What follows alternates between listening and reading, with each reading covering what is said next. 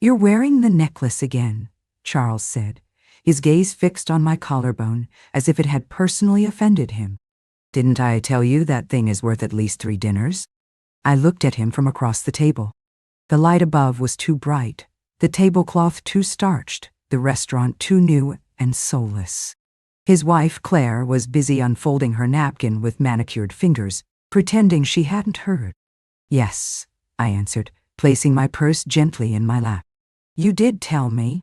He leaned forward, lowering his voice, but not the cruelty in it. "Well, if you want to eat here, maybe you should consider selling it." I smiled, a quiet, private thing. Then I closed my purse and set it on the empty chair beside me. That was the moment I understood. I hadn't come to this dinner. I'd come to say goodbye. The waiter arrived just then, full of practiced warmth. "Will you be having the sea bass tonight, ma'am? It's very popular." "I won't be staying," I said, and stood. Claire's face flushed. "Oh, don't be dramatic, Martha. Charles was only joking." "No," I said calmly. He wasn't. For a moment, no one moved. The clinking of glasses and murmured laughter from other tables continued, a world away from the quiet violence unfolding at ours. I reached for my coat. "Thank you for the invitation," I said, not unkindly. "I hope you both enjoy your evening." Charles stood up too, a little too fast, his knee knocking the table. "Mother, sit down. You're making a scene." I looked him straight in the eye. My son, 46 years old. A man who once cried because he dropped an ice cream cone. A man whose school books I stayed up all night to help him organize after his father died. "I'm not making a scene," I said. "I'm just leaving." And I did. Outside, the wind hit harder than I expected. I walked slowly, steadying myself with each step, refusing to let the trembling in my hands reach my face. The valet asked if I needed a cab. I shook my head. I needed air. Time. Silence. I walked down the street, the heels of my shoes too thin for the cracked pavement, the pearls around my neck cold against my skin. That necklace had been a wedding gift from my mother. I hadn't worn it in years until tonight. A gift from one woman who understood survival to another who was still learning. I reached the corner where the florist used to be, now a frozen yogurt shop, and leaned against a bench. It smelled of burnt sugar and teenage perfume. For a long moment, I just sat there, listening to the noise of the world around me. I could still feel Charles' voice ringing in my ears. "Sell your jewelry if you want to eat here." It wasn't just the words. It was the way he said it, like I was a burden he couldn't quite shrug off. Like all the years of scraped knees, midnight fevers, and quiet forgiveness were suddenly irrelevant. I looked at the small purse beside me. Inside were 3 things: a tube of lipstick I hadn't used in weeks, a checkbook with my name in worn cursive, and a tiny envelope with an opal ring inside. I had meant to give it to Claire as a peace offering. I almost laughed. Instead, I stood and walked a long way home. The sky was folding into night. My neighborhood would be quiet. Small brick houses, porch lights, the low hum of televisions. I unlocked my door and stepped inside. Warmth, familiar things. My kitchen still smelled of cinnamon from the morning toast. I took off my coat, hung it neatly, and sat at the table. My knees ached, but I didn't mind. Pain, I'd learned, was just another reminder. On the table was a small notebook, my budgeting ledger. I opened it. Page after page of transactions. $400 here. $1,200 there. Private school tuition, mortgage help, the new sofa they desperately needed last year. I flipped to the back. A note to myself from months ago in faded ink. Remember who you are. Don't explain. Don't beg. Ois? I closed the notebook. Tonight, I would not cry. Not again. Let them eat sea bass. I had soup in the freezer and dignity in my chest, and both would be warm. The house was silent, but not empty. It held sounds you only hear when you've lived somewhere long enough. The click of the radiator, the creak of a floorboard, the refrigerator's low hum that reminded me of my husband's sleeping breath. I boiled water for chamomile tea, letting the steam rise into my face like a benediction. I didn't light the kitchen lamp, just the bulb over the sink. I wasn't ready for brightness yet. I took my mug to the living room and sat in the sagging armchair where I used to read bedtime stories to Charles. There were photos on the wall in frames that hadn't been dusted in too long. Charles with a gap-toothed grin. Charles and Claire on their wedding day. My dress had been lilac, a color Claire had called a bit grandmotherly. And the last photo, me holding baby Simon, their son, my only grandchild. He'd be 12 now. I hadn't seen him in months. I sipped my tea. It wasn't sadness I felt anymore. It was something colder, something that comes after the morning is over and the bitterness has settled like dust in the corners. What had I been hoping for at that dinner? Not thanks, not affection. Maybe just basic kindness. A meal where my presence wasn't a transaction. I put down the mug and rose slowly. In the hallway closet, behind an old umbrella, sat the brown accordion folder I hadn't touched in 2 years. I pulled it out and brought it to the kitchen table. The elastic snapped as I opened it. Inside, check stubs, bank statements, receipts, handwritten notes. I laid them out in a line. Tuition payments, emergency dental work, a check for $10,000 marked e-business bridging. He had promised to pay it back in 6 months. That was 8 years ago. Another for $4,500 for Claire's car. Just a small loan, Mom. They'd asked so easily, and I had said yes so easily. That's what no one tells you about aging. It's not the forgetting that's hard, it's the remembering. I found a crumpled post-it stuck between receipts in my own handwriting. I don't give more than you're prepared to lose. I must have written it during a rare moment of clarity. Too little, too late. I stacked the papers back into the folder, more deliberate now. Each one was a reminder, a piece of the truth. It wasn't just the dinner. It was the years that led to it. The first time Charles said, "Can we just keep this between us?" The first time Claire looked through me like I wasn't in the room. I had allowed all of it. With every dollar, every silence, I had made myself smaller and smaller until my presence at dinner felt like a luxury they could revoke. I stood and stretched, then carried the folder to the secretary desk and locked it inside. Tomorrow I would visit the bank, but tonight I would sleep. Not the restless half-sleep I'd grown used to, but with a heart that, while bruised, had finally started to beat on its own terms. I didn't sleep deeply, but I slept fully. When I woke, the light was gray and clean. I made coffee instead of tea. I wanted the bitterness. At 9 sharp, I was dressed and ready. The opal ring was still in my purse. I didn't take it out. The bank was only 3 blocks away. I walked. The cold air cleared the last bits of sleep from my bones. Inside, it smelled of carpet and air conditioning. I asked to speak to someone about my accounts. A young man named Terrence brought me into a small glass-walled office. "What can I help you with today, Mrs. Fletcher?" "I'd like to review all outgoing payments and automatic transfers," I said, setting my folder on the desk. He typed, his fingers long and pale. "You do have several recurring transactions. Most are scheduled monthly. Mortgage support, education funds, a car lease." "List them for me," I said. "Every one." He printed a sheet and passed it over. 14 automatic payments, totaling just over $6,300 per month. I stared at the paper. So did Terrence. "Is something wrong, Mrs. Fletcher?" I folded my hands on the desk. They looked older today, but they didn't shake.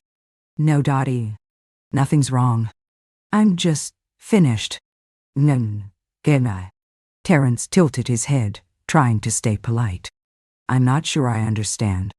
"I want every automatic payment suspended immediately," I said.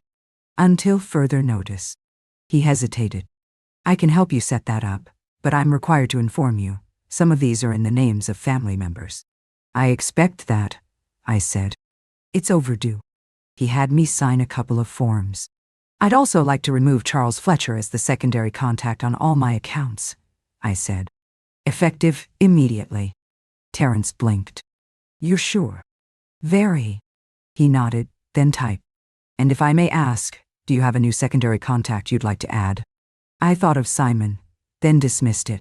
He was just a boy whose affections could still be molded. No one for now, I said. Just me. As I walked out, I felt strangely light. Not happy, no. But it was something firmer. Clarity. On the way home, I passed a small law office. Harland and Cosas, Estate Planning and Trusts. I stopped. Then I went inside. Do you take walk-ins? I asked the receptionist. We have someone available in 20 minutes. Will that do? It will, I said, and sat down. My coat was buttoned, my purse was closed, and for the first time in years, I was walking into a room without asking for permission to be there. The lawyer was younger than I expected.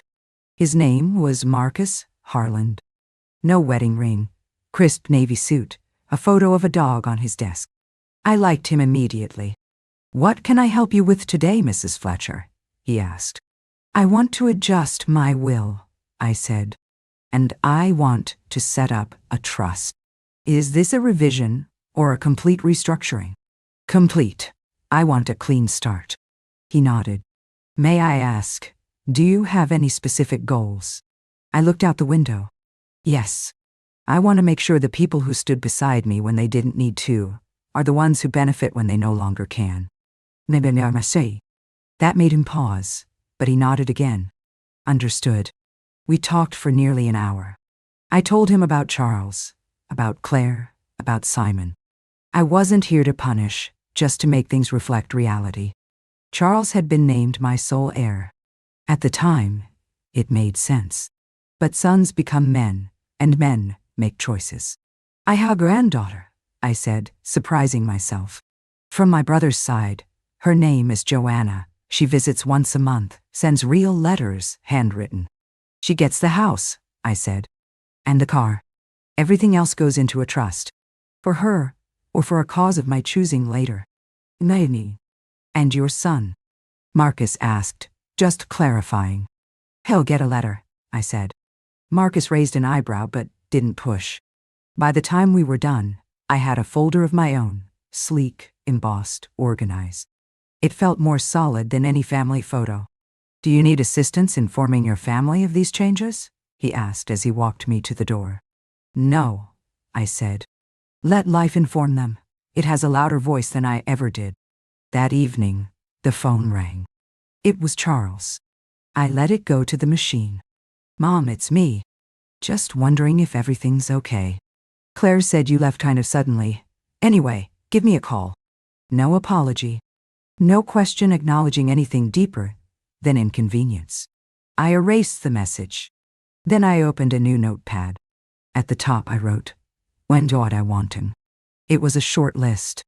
It began with peace and ended with freedom from expectation. I was 72 years old and just beginning. The next morning, I woke before the sun. George used to say that real clarity came before breakfast. I never believed him then. I do. There was still one last task, a box at the back of the closet filled not with papers, but with memory. I slid it out. Inside were pieces of my life I hadn't seen in decades. George's old watch, a faded apron, birthday cards with awkward child handwriting. Tito, the best mom ever, from a boy who no longer called me that.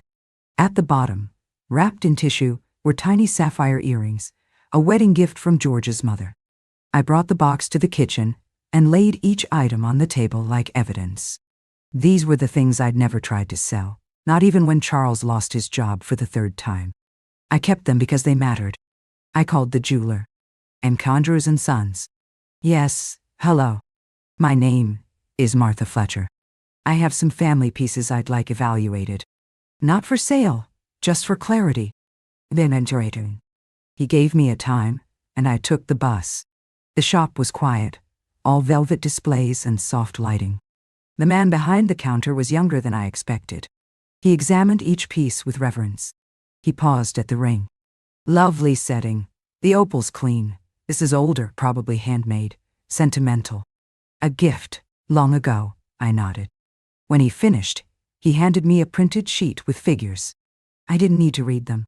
I won't be selling, I said. Of course, but it's wise to know what you have. Yes, I said. That's exactly it. As I stood to leave, he added quietly, most people come here when they're desperate. I'm not desperate, I said. I'm awake. Back home, I sat at the dining table with my checkbook. I went through every payment I'd suspended and wrote beside each one what it had been for. Claire's insurance, Simon's school lunches, Charles' second car. Next to those, I wrote a second column, aim repayment, unlikely. Not as bitterness, just truth.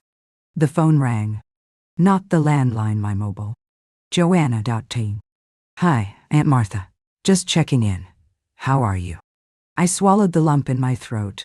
I'm good, I said. Busy, actually. That's great. Listen, next weekend I'll be in town for a conference. Any chance I could drop by? Course, I said without hesitation. Bring your appetite. After we hung up, I sat for a while in the quiet. No one had asked me how I was in weeks. Not really. The doorbell rang unexpectedly. I opened it, and there he was. Charles, windswept, red-faced, no coat. Mom, he said, stepping forward. We need to talk. I stepped back, but not to let him in. Just enough to let the air pass between us. I think you're right, I said. We do. And then I closed the door.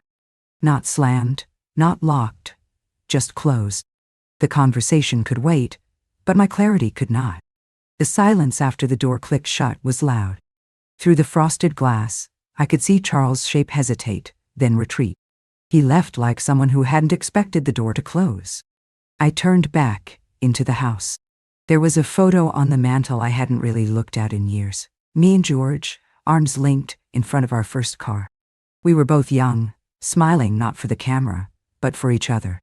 That was 1969, the summer before Charles was born. The beginning. I sat on the couch and let the memories come. I'd spent so many years pushing them aside, too busy, too tired, too needed. George had died quietly, the way he lived. Charles had flown in, stayed 2 nights, and made promises. I will check in on you every week, Mom. And that lasted a month. I wasn't made for waiting. I was made for action. That was the thing about surviving. You'd do it by moving forward. I looked down at my hands. Thinner now, veined. These hands had made a life out of other people's scraps, hemmed dresses, scrubbed floors, signed checks. In the top drawer of George's dresser was a wooden cigar box tie. Inside, the deed to the house, and a letter he'd written me once but never mailed, left inside an envelope marked HG4 when you need it most.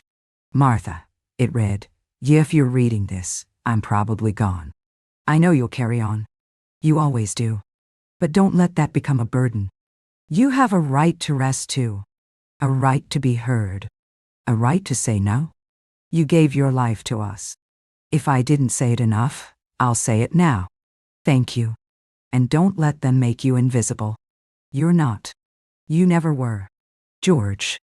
Right into cut. I folded the letter and placed it back in the box. I'd been waiting, I realized, not for them to change, but for permission to stop. And now, I had it. Not from them, but from George. From myself. I went to the hall closet and took out a suitcase. I packed slowly. A few changes of clothes, a pair of soft shoes, the photograph from the mantel. I didn't know where I was going, but I knew it would be on my own terms. The house felt like a museum to someone I no longer wanted to be. The phone rang twice that afternoon. I didn't answer. I spent the evening writing letters. To Simon. Ishi, I hope one day you understand the cost of silence. I love you still, but love isn't enough to stay where you're not wanted. To Claire, you don't owe me kindness, but you owe me honesty. To Charles, I didn't write anything. Not yet. Let him sit with the same silence I'd lived in for years. In the morning, I would make plans. Tonight, I would sleep, not from exhaustion, but from resolve. The next morning I didn't make tea. Instead, I opened the windows. The autumn air rushed in, like a guest who'd been waiting too long. The house shivered, and so did I. Change always starts with a chill. At 9:40, the phone rang. Charles. I picked up on the third ring. Hello, I said, my voice calm. His was rushed, tense. You didn't answer yesterday. I know. Can we talk?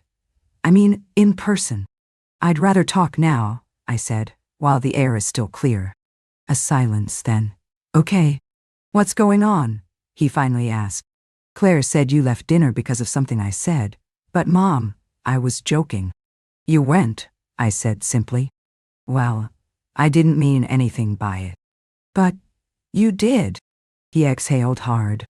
Okay, fine. Maybe I was frustrated. I just wanted a nice night. And I wanted respect, I said. We both left hungry. He didn't respond. Charles, I've canceled the automatic payments. That got him. What? All of them? Hey. As of this week, I spoke to the bank. I spoke to my lawyer. He started talking over me, panicked. Wait, what? You can't just... Mom, that covers Simon's school, Claire's health insurance, the second mortgage. That's thousands of dollars? I know, I said. I signed the checks. You didn't even warn me. I wasn't required to. He scoffed. You're punishing us. This is because of one bad night. No, this is because of 15 years. He went quiet. I'm not doing this to hurt you, I said softly. I'm doing this because I don't want to be complicit anymore. In what? In my own erasure. That shut him up again. Charles, I said, do you know when you last asked me how I was without needing anything? Do you remember? He didn't answer. I do. It was the year Simon was born. Mom, come on, you're overreacting. We're family. Families don't get to treat each other like banks with doormats, I interrupted. I've been under a lot of stress, he said, shifting tactics. Charles, I don't need excuses. I don't even need apologies. I need boundaries. None. You sound like a therapist. I sound like someone who's finally listening to herself. More silence, then quietly. What do you want from me? And there it was. The first honest question. I want you to understand, I said. Not just hear me. I want you to understand that I gave you my life. And somewhere along the way, I lost myself. And that ends now. I don't know what to say. I know. Another pause, then grudgingly, can I come by tomorrow? Just to talk? You can, I said, but not to convince me. Okay, he said. I waited. And for the first time in a long time, he added quietly, How are you, Mom? The question landed like an echo of something I used to be. I'm still figuring that out, I said honestly. But today, I'm better than yesterday. He didn't reply right away. Then, okay? And he hung up. I set the phone down gently. Outside, the air was still clear. And so was I. The knock came just after noon. I opened the door. Charles stood there, his usual blazer and jeans looking rumpled. He looked tired. Hi, he said. I stepped aside. Come in. He sat on the edge of the couch, awkward, like a guest. I sat across from him in George's old armchair. Thanks for letting me come, he said. He nodded but didn't meet my eyes. Eventually, he said, Claire's furious. She thinks you're punishing us. I didn't respond. You really cut everything. Yes. And the trust? Claire's friend works in estate law. She heard something. I updated everything. Legally, permanently. Mom, his voice softened. Why now? Why so suddenly? It wasn't sudden, I said. It was slow, painfully slow. You just didn't see it. He rubbed his hands together. You think I've taken advantage of you? I know you have. He flinched. The first visible crack. You're my mother. I thought we had an understanding. We did. I gave. You took. That's not fair. No, I said. It's not. He leaned back. You don't understand the pressure we're under. You've been saying that for 10 years, I interrupted. But somehow there's always money for new phones, for weekend getaways, for wine clubs. That's Claire. No, I said sharply. That's you too. You stood beside her while she looked through me like I was a staff member who overstayed her shift. He didn't argue. You're right, he said after a while. I guess I didn't think you'd ever say no. Do you remember the last time you hugged me without needing something? His mouth opened, closed. I do, I said. Simon was too. You dropped him off for the weekend. That was the last time you looked at me with something close to warmth. He swallowed hard. Mom, I'm not telling you this to hurt you, I said. I'm telling you this because I spent years thinking if I gave enough, I'd be valued. But you can't buy love, Charles. He ran a hand through his hair. His fingers shook slightly. I didn't realize, he whispered. You didn't want to. I never meant to, he trailed off. I just didn't think you'd ever pull away.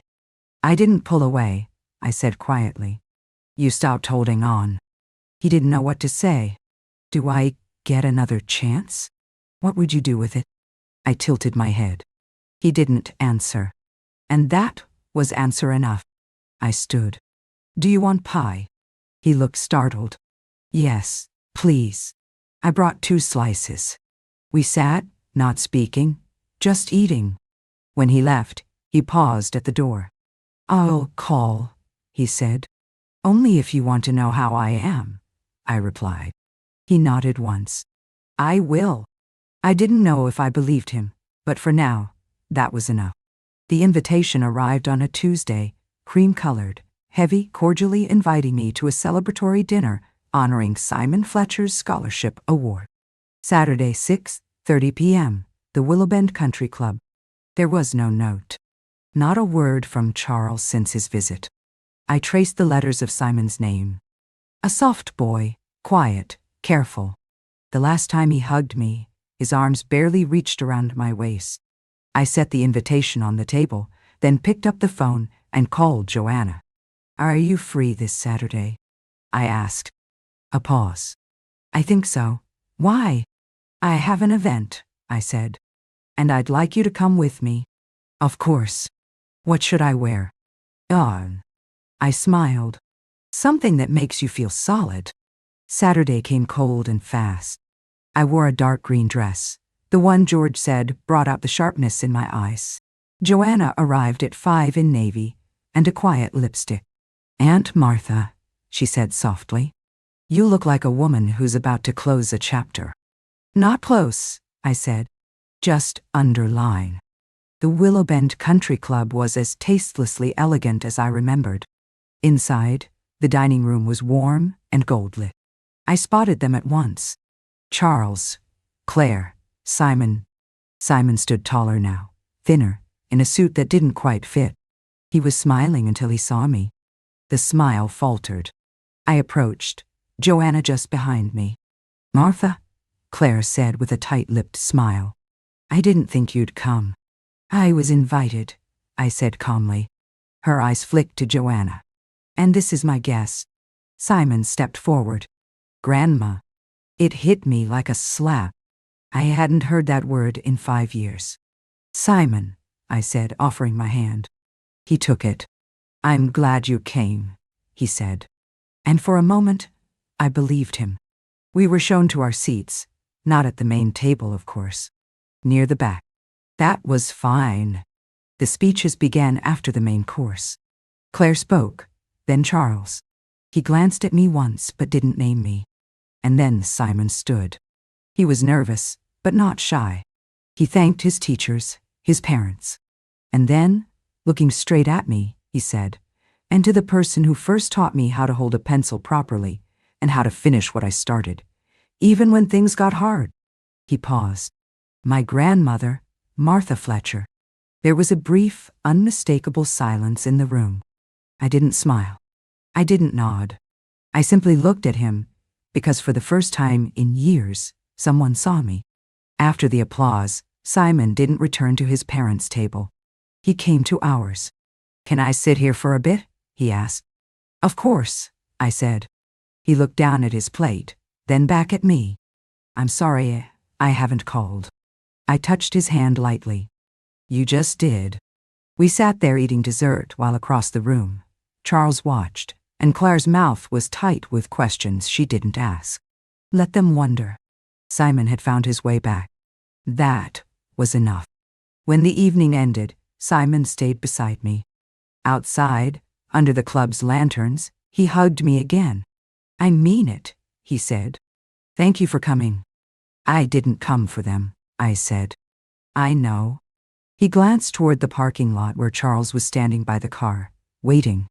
I don't know how to be different from them, Simon admitted. You don't have to be different, I said.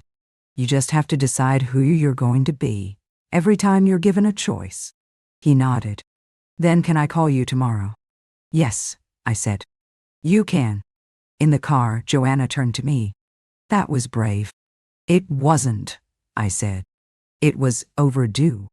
Back home, I walked to the kitchen and opened the drawer where I'd left the letters. The one for Simon, I kept. The one for Claire, I tore in half. The one for Charles, I still hadn't written. Until now. I sat and began. Charles, you've asked for a map through all this. I don't have one. What I have is this. I gave, and not once did you ask if I had anything left. You didn't see me, Charles. You saw what I could do for you. Saying no to you is the kindest thing I've done for myself in years. It's not too late. But the road back doesn't go through my wallet. It goes through your heart.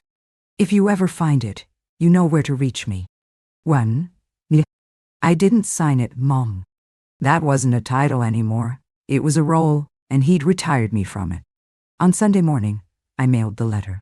Then, I went to church, not for the sermon, but because I wanted to sit among people who still asked, "How are you?" and meant it. The house didn't feel so quiet when I got home. It felt like mine. The suitcase was still packed. I unpacked it. Not because I was staying, but because I no longer needed to leave to feel free. The next few days passed without noise.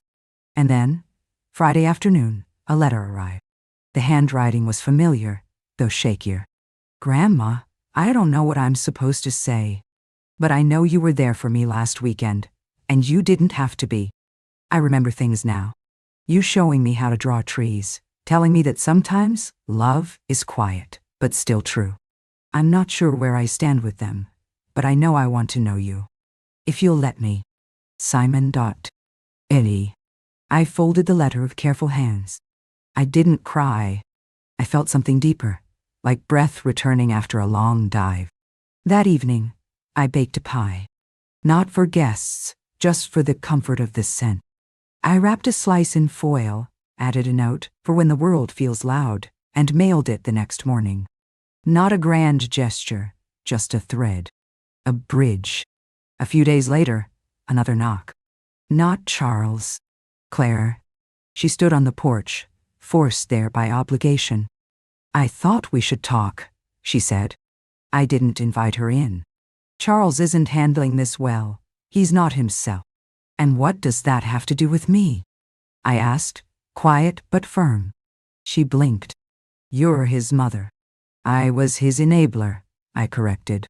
Now not. Claire stiffened. I came because I thought you'd want to find a way back. I looked at her. I already found it, I said. Back to myself. She left, without another word. That night, I lit a candle in the kitchen window. Not for anyone to see, just for me. A small flame in the dark. In the morning, the house didn't feel cold. It felt earned. The first snowfall came early. I watched it from my armchair, wrapped in a thick shawl. I didn't have anywhere to be. The peace of being unnecessary to anyone but myself. I opened Simon's letter again.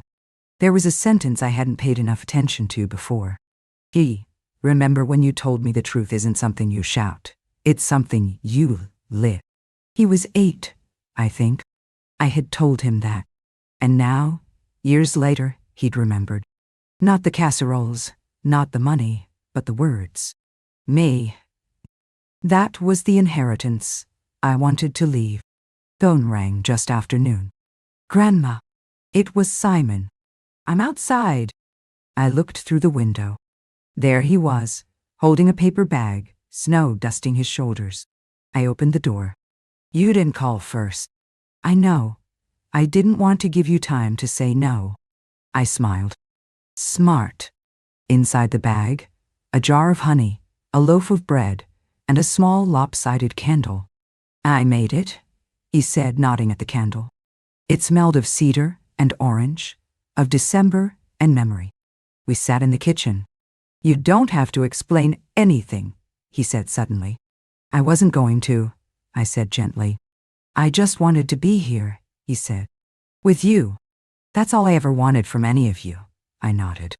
When he left, he hugged me again. Not like a boy, but like someone who knew exactly what he was doing.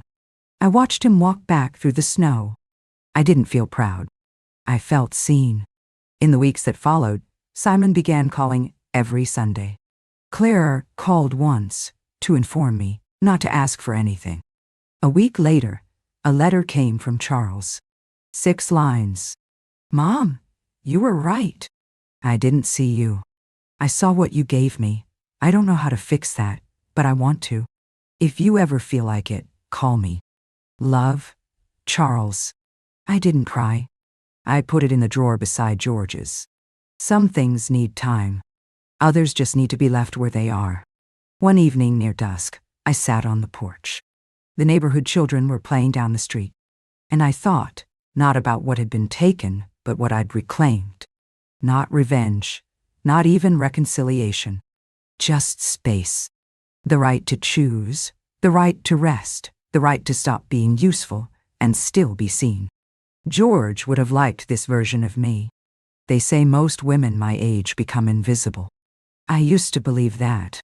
Then I stopped showing up the way they expected me to, and suddenly, they all started looking. The pharmacist asked if I needed help reaching something. The young woman at the bakery called me ma'am. Even the man from the utility company paused and asked if I was doing okay these days. I said yes, and I meant it. This wasn't the life I imagined I'd have in my 70s. Instead, I have silence. A small house with worn floors, a single voice, mine, moving through it without hesitation. And it is enough. I no longer shrink in conversations. I no longer explain my choices. I no longer ask myself if I was too harsh, or too cold, or too late. I was right on time. A few days ago, I received a voicemail from Charles. His voice was softer, slower. He mommed it. I reread your letter twice, and I think I'm beginning to understand. You don't have to call me back. I just wanted you to know I'm listening now. I didn't delete it. I didn't return the call. Some doors remain closed, not out of anger, but out of understanding. Simon visits once a month now. He asks questions not just about the past, but about me, who I was, who I am. Once, he asked if I ever regretted anything. I told him no. Regret requires believing you had the power to choose differently when you didn't even know a choice existed. But I know better now. These days, I write in a small notebook I keep by the bed. Not for anyone else, just for me. Yesterday's entry: a freedom doesn't come when they stop taking. It comes when you stop giving what was never yours to give. That night, I slept well. Dreamless. Still. If this story spoke to something in you, share it. Not for me. For every woman who was told she should be grateful for the silence.